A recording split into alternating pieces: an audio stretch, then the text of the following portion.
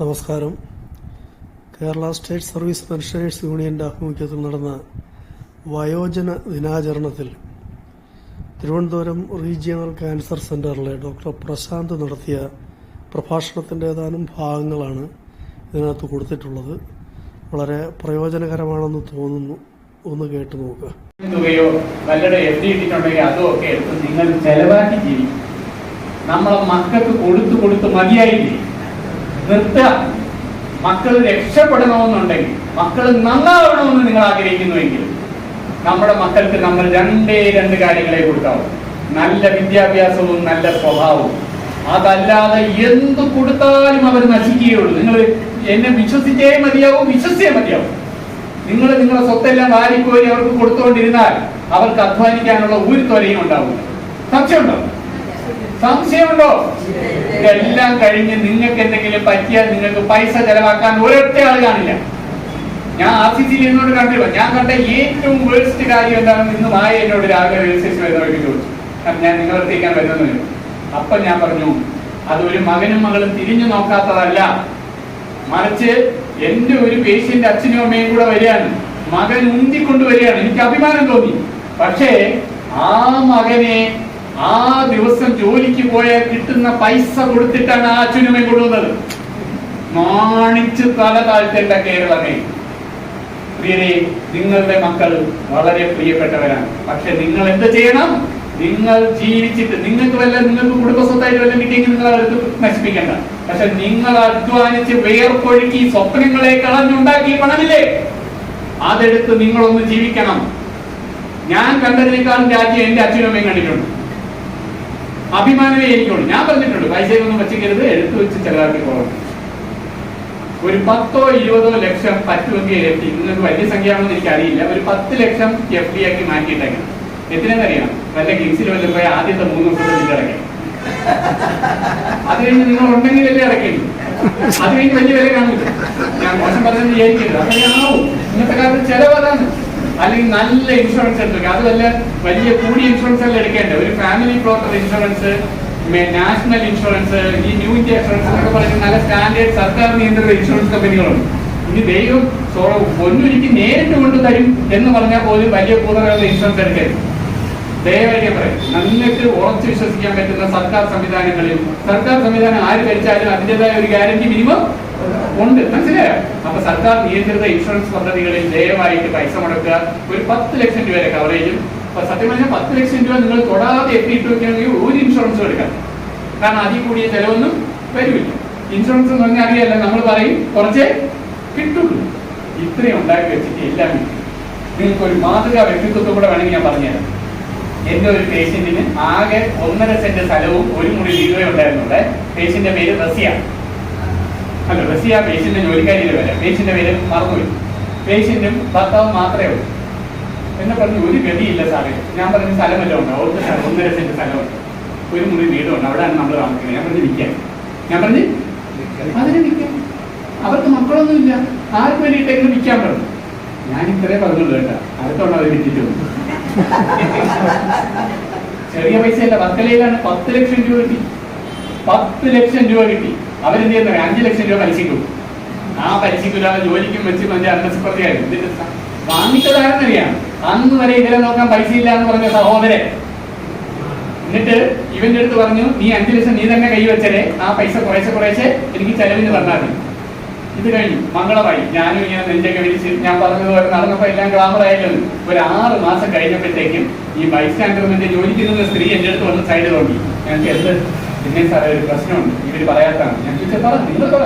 അത് പിന്നെ ഇല്ലേ, മറ്റേ ആ സഹോദരൻ ഇപ്പൊ പൈസ ഒന്നും കൊടുക്കുന്നില്ല.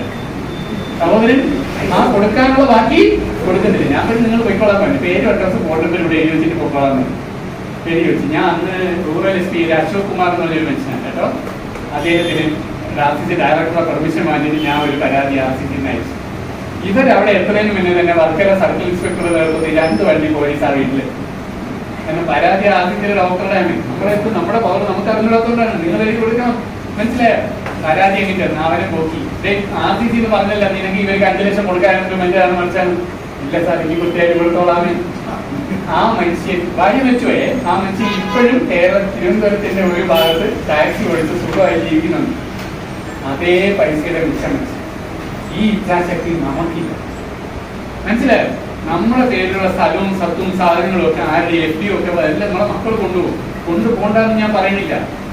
ഞാൻ കണ്ടിട്ടുണ്ട് കിംസില് ലക്ഷങ്ങൾ എന്ന് പറഞ്ഞ പോലെ കോടികൾ സ്വത്തുള്ള ഒരാളെ എന്നെ കൗൺസിലിംഗ് വിളിച്ചോണ്ടു. കേട്ടോ സാർ, ഞാൻ എന്റെ സമയം ചലഞ്ചായി. എന്നാലും ഞാൻ പറയാം, ഞാൻ പറഞ്ഞു പോയിട്ട് പറയാം. ഇവർ ട്രാൻസ്പ്ലാന്റ് ചെയ്ത ഒരു 5-6 മാസം കൂടെ അവർ ജീവിക്കും. അപ്പൊ എന്റെ അടുത്ത് അങ്ങേരുടെ സഹോദരിയാണ് പറഞ്ഞാൽ മക്കള് സമ്മതിക്കുന്നില്ല, ഈ അവസ്ഥയിൽ അച്ഛനെ ബുദ്ധിമുട്ടിക്കണ്ടെന്ന്. അപ്പൊ ഞാനും ഈ ട്രാൻസ്പ്ലാന്റേഷൻ കുറെ അർത്ഥത്തിൽ നല്ലതാണ്. ചുമ്മാ ഈ വെറുതെ ചെയ്യാൻ വേണ്ടി ചെയ്യുന്നതിനോട് എനിക്ക് യോജിപ്പില്ല. ഞാൻ അവിടെ ചെന്ന് ഫയലെല്ലാം പഠിച്ച്, ഇല്ലാത്ത സമയം ഉണ്ടാക്കി ഫയലെല്ലാം പഠിച്ച് നോക്കിയപ്പോ ഇതിലൊരു സ്കോപ്പ് ഉണ്ട്. നമ്മളെ സുനിൽ സി കുര്യനെ അറിയാമോ? വലിയ നേതാവ്. അദ്ദേഹം ലിവർ ട്രാൻസ്പ്ലാന്റ് ചെയ്തിട്ടാണ് 10-12 വർഷം അവിടെ ജീവിച്ചിരുന്നത്. മനസ്സിലായോ? അപ്പം അതിനെതിരെ നേതൃണ്ട്. ഞാൻ നോക്കിയപ്പോ ഇത്തിരി ഗുണം കാണാനുണ്ട്. ഞാൻ ഈ മക്കളെടുത്ത് സൗമ്യവും ശാന്തവും ദീപ്തവുമായി കുറച്ച് നേരം സംസാരിച്ചു. കേട്ടാ, ഇവന്മാര് ഒരു വഴിക്ക് അടങ്ങുന്നില്ല. ഈ അച്ഛന്റെ കെട്ടിക്കിടക്കുന്ന പണം കൊണ്ട് പുഷ്പം പോലെ ചെയ്യാവുന്നതേ ഉള്ളൂ. ഈ 2 മക്കളും ഒരുത്തൻ UK മറ്റേ അമേരിക്കയിലാണ്. 2 പേർക്ക് ഇട്ടുമുടാനുള്ള പണം അവന്മാർക്ക് തന്നെ ഉണ്ട്. അവസാനം ഒരുത്തൻ പറയില്ലേ, സാറേ ഒന്നും തോന്നരുത് കേട്ടാ, ഞങ്ങളൊക്കെ അനുഭവിക്കാനുള്ള പണമാണ്, അച്ഛൻ ഇത് ചെയ്തെന്നും പറഞ്ഞ് അച്ഛൻ രക്ഷപ്പെടാൻ പോണില്ലെന്ന് ഞങ്ങൾക്ക് അറിയാം, സാറ് ഓർത്ത് തരും രക്ഷപ്പെടുന്നു. ഞാൻ അതുവരെ അതിനുശേഷം ഞാൻ ഇങ്ങനെ മടക്കി ഇങ്ങനെ കയറ്റി തുടങ്ങിയത് കേട്ടാ. ഞാൻ നമ്മൾ വിചാരമുള്ളപ്പോൾ നമ്മൾ മടക്കും. ഞാൻ ചർത്തും മടക്കി കയറ്റി ചോദിച്ചിട്ട് നീ എന്തിനു പറയുന്നുണ്ട്? അവൻ എന്റെ ഈ നല്ല സ്വഭാവം നമുക്ക് എല്ലാവർക്കും ഉണ്ടല്ലോ, മര്യാദ മാത്രമൊന്നുമല്ല. ഞാൻ ചോദിച്ചു, നീ എന്തോ നീ പറയുന്നത്? ഇന്ന് ഇത് നടക്കാൻ നീ ഒപ്പിട്ട് കൊടുത്തില്ലെങ്കിൽ നിനക്കെതിരെ പോലീസ് സ്റ്റേഷനിൽ കേസ് കൊടുക്കാൻ ഞാനായിരിക്കുന്നു. നിന്റെ സ്വത്തൊന്നും എടുത്തല്ലല്ലോ അച്ഛൻ ചെയ്യുന്നത്. ഇത് നിന്നെ അനുഭവിക്കാൻ സമ്മതിക്കാതിരിക്കാൻ ഞാൻ മാത്രം വിചാരിച്ചാൽ മതി. അയാൾ ആദ്യം ഒന്ന് കൊമ്പുപോന്ന് നോക്കി. പിന്നെ എനിക്കുള്ള രൂപം ഒന്ന് കാണിച്ചു കൊടുത്തപ്പോൾ ചേട്ടൻ ഒന്ന് ഒപ്പിട്ടു. അങ്ങനെ 5-8 മാസം ഒന്നുമല്ല, 1-1.5 വർഷം ജീവിച്ചിട്ടാണ്. ആ ഭാര്യയാണ് സഹോദരന്മാരെ എൻ്റെ അടുത്തേക്ക് പറഞ്ഞത്. എന്നെ അവർ കുറച്ച് നേരത്തേക്ക് ഉണ്ടായിരിക്കും. പക്ഷെ ഞാൻ പറയാമെന്ന് സാധിച്ചാൽ പേര് അസുഖമൊന്നും വരാതിരിക്കട്ടെ. പക്ഷെ വന്നാൽ ഈ മര്യാദയും ഔദാര്യവും എന്ന് പറയുന്നത് നമുക്ക് മറ്റൊരാളോട് കാണിക്കാൻ പറ്റുന്ന സാധനമാണ്. തിരിച്ചു കിട്ടണമെന്ന് ഒരു ഉറപ്പുമില്ല. അതുകൊണ്ട് മക്കൾക്ക് എന്തേ കൊടുക്കാവൂ?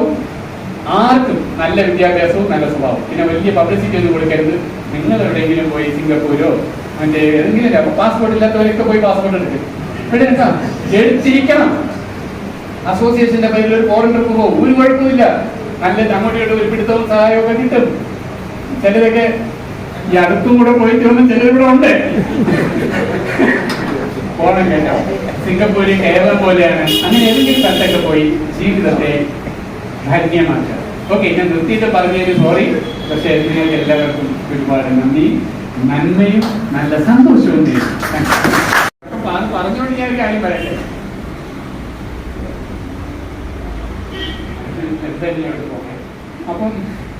അപ്പൊ നോക്കണേ, ചോദ്യം ചോദിക്കാൻ പഠിക്കണ്ട കേട്ടോ. രാവിലെ ഉറക്കം എഴുന്നേക്കുന്നത് എങ്ങനെ എഴുന്നേക്കണം? അബദ്ധങ്ങൾ വരുന്നത് മുതിർന്നവർക്ക് പ്രത്യേകിച്ചും. ഉറക്കം എഴുന്നേക്കുന്നത് എങ്ങനെയെന്ന് അറിയാമോ? നിങ്ങൾ പറ്റുമെങ്കിൽ ഒരു റേഡിയോയിലോ, ഇഷ്ടക്കേട് ഇല്ലെങ്കിൽ ഒരു റേഡിയോ നിങ്ങളെ കിടക്കുന്നതിൻ്റെ അടുത്ത് വയ്ക്കണം. മൊബൈൽ എടുത്ത് ദൂരെ സൈലന്റ് ആക്കി ഓഫ് ചെയ്തോ വെച്ചേക്കണം. മൊബൈൽ ഒരിക്കലും കട്ടിലിന്റെ അടുത്ത് കൊണ്ട് വയ്ക്കരുത്. ഏതെങ്കിലും പോകുന്നത് ചിലപ്പോൾ ഒരു മറ്റേ അങ്ങോട്ടത്തെ മറ്റേ കാട്ടാക്കട ചായക്കുളത്തെ മറ്റേ ആ ചേച്ചിയുടെ അമ്മാവന്റെ മരുമോനുണ്ടല്ലോ, ഇന്ന് വെളുപ്പിന് മരിച്ചു എന്ന് പറഞ്ഞ് രാത്രി എപ്പോ എടുക്കണം? അത് മറ്റന്നാ വൈകുന്നേരം. ഇത് പറയാൻ അർദ്ധരാത്രി വിളിച്ച് മരണം പറയണം. കൂതറാന്നാണ്, പരമകൂതറാന്നാണ്. അതുകൊണ്ട് രാത്രി ഇവിടെ ഒരു ബോംബ് പിടിയാൻ പോണില്ല. നിങ്ങൾക്കേ ആവശ്യം വരുള്ളൂ. അപ്പോഴും ഫോൺ എടുക്കുക, വിളിക്കുക കേട്ടോ. നിങ്ങൾക്ക് ആവശ്യമൊന്നും വരില്ല. ഞാൻ പറഞ്ഞ പോലെ കിടന്ന ഒരു ആവശ്യമില്ല കേട്ടോ. അപ്പൊ ദയവായി ഫോൺ എടുത്ത് മാറ്റുക. പക്ഷെ റേഡിയോ എടുത്ത് അടുപ്പഴി. എന്നിട്ട് രാവിലെ ഉണരുമല്ലോ, അതൊക്കെ ഉണങ്ങാം, സന്തോഷത്തോടെ ഉണങ്ങാം. എത്ര ഉറങ്ങുമോ നിങ്ങളുടെ ഇമ്മ്യൂണിറ്റിയും ഊർജവും കൂടും. അപ്പൊ എന്നിട്ട് ഉണരുമ്പോ ചാടി എണീക്കരുത്. കൂതറകൾ ബെല്ലടിച്ച ആംബുലൻസ് അതുവഴി പോയെന്ന് വിചാരിച്ചാൽ കേട്ടാ, ഒന്നും സംഭവിക്കാനില്ല. പത്രം വന്നു കേട്ടോ. ചിലപ്പോ വെളിയിലായി 8 കൊടുത്ത് ഒരു പത്രം കൂടെ വാങ്ങിക്കണം. മനസ്സിലായോ? നിങ്ങൾക്ക് അതിനെക്കാട്ടി മൂല്യമുണ്ട്. ചാടി വീണാണ് പലപ്പോഴും എല്ലും പൊട്ടി മറ്റേ 6 ആഴ്ച അതേ കിടക്കും. എന്തിനാ അങ്ങനെ കിടക്കുന്നേ? അപ്പൊ കട്ടിലിൽ ഉണർന്നാൽ ആദ്യം ഒന്ന് നിവർന്ന് കിടക്കണം. Thank you sir. അപ്പൊ നിവർന്ന് കിടന്നിട്ട് എന്ത് ചെയ്യണം? ഈ മുട്ടില്ലേ, കാൽമുട്ടില്ലേ, ആ മുട്ടിനെ കട്ടിലോട്ട് അമർത്തണം. എന്നിട്ട് 10 വരെ എണ്ണണം. ഓക്കെ, എന്നിട്ട് നിവർത്തണം. ക്വാഡ്രിസെപ്സ് സ്ട്രെങ്തനിങ് എക്സസൈസ് എന്നാണ് ഇതിനെ പറയുന്നത്. ഞാൻ അതിന്റെ ഇടയിൽ ഇത്തിരി ആരോഗ്യം കയറ്റുന്നതാണ്. അപ്പൊ നോക്കൂ, മുട്ടിങ്ങനെ കട്ടിലോട്ട് അമർത്തണം. അതിന് മറ്റേ കുഷനൊന്നും വേണ്ട, അങ്ങനെ അമർത്തിയാൽ മതി. 10 വരെ എണ്ണണം. ദൈവവിശ്വാസികളോട് ഞാൻ പറയും 10 തവണ മന്ത്രം ചൊല്ലിപ്പോടാം. അപ്പൊ ഏറ്റവും ഇഷ്ടമുള്ള ദൈവത്തിന്റെ മന്ത്രം 10 തവണ ചൊല്ലും. എന്നിട്ട് മുട്ട് ലൂസാക്കണം. എന്നിട്ട് 5 തവണ മന്ത്രം ചൊല്ലും. നിങ്ങൾക്ക് ഇഷ്ടം പോലെ എല്ലാ സ്ഥലം പറഞ്ഞാലും അവരുടെ ഇഷ്ടം. അപ്പൊ മുട്ട് അമർത്തുക, ലൂസാക്കുക. അങ്ങനെ ഒരു 10 മിനിറ്റ് ചെയ്യണം. അതുകൊണ്ട് നിങ്ങൾക്ക് മുട്ട് മാറ്റി വയ്ക്കേണ്ട ശസ്ത്രക്രിയ ചെയ്യേണ്ട അവസ്ഥയും മാറും, മുട്ടിന്റെ വേദന മാറും. രാത്രി കിടക്കാൻ നേരത്ത് ഇത് ചേച്ചി കിടക്കാം കേട്ടോ. അപ്പോഴേ എളുപ്പം 10 മിനിറ്റ്.